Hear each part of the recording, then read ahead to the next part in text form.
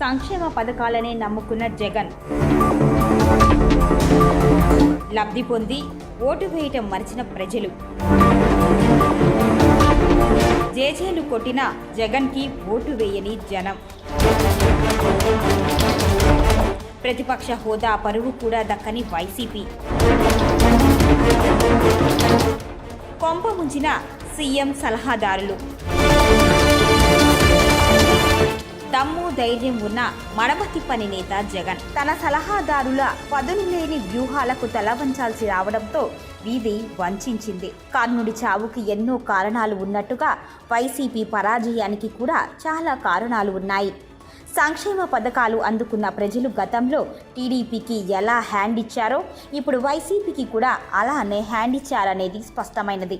జగన్ జైల్లో ఉన్నప్పుడు అన్నీ తానై భుజస్కంధాలపై పార్టీని వేసుకొని నడిపించిన చెల్లెలు షర్మిల పీసీసీ ప్రెసిడెంట్గా బాధ్యతలు చేపట్టినప్పటి నుంచి జగన్ని విమర్శించడం, వైసీపీని తూర్పార పట్టడమే ప్రణాళికగా పనిచేశారు. రాష్ట్రంలో అన్నకు వ్యతిరేకంగా క్యాంపెయిన్ చేసి భారీగా ఒక 3% ఓట్లు చీల్చడంలో విజయం సాధించింది షర్మిల. ఇక ఉద్యోగ కల్పన చేయటంతో నిరుద్యోగుల్లో అసంతృప్తి రగిలింది.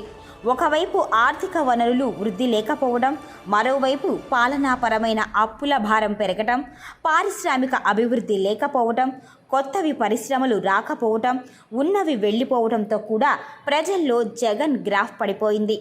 ప్రాజెక్టులు కంప్లీట్ చేయలేకపోవడం, సభ్యత సంస్కారాలు మరచి మంత్రులు నోటి దురుసుతో ఇష్టం వచ్చినట్లుగా మాట్లాడటం కూడా జగన్ పాలిట శాపంగా మారింది.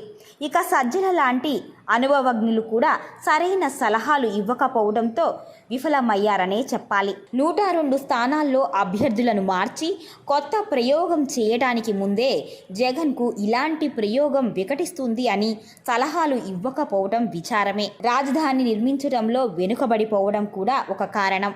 ఒక యోధుడి పరాజయానికి 1,00,000 కారణాలు ఉన్నట్టు 2024 ఎన్నికల సమరంలో ధర్మయుద్ధం చేసిన వాడిగానే మిగిలిపోయాడు జగన్.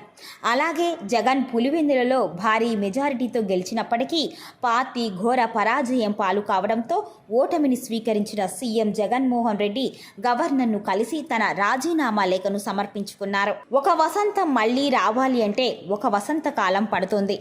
ప్రజా సంక్షేమమే ధ్యేయంగా పనిచేసే ఒక విజన్ కలిగిన నాయకుడు తిరిగి అధికారంలోకి రావాలి అంటే మరో 5 ఏళ్ల కాలం పడుతుంది. అప్పటి వరకు ఓపిగ్గా మంచి జరగాలని ఆశిద్దాం.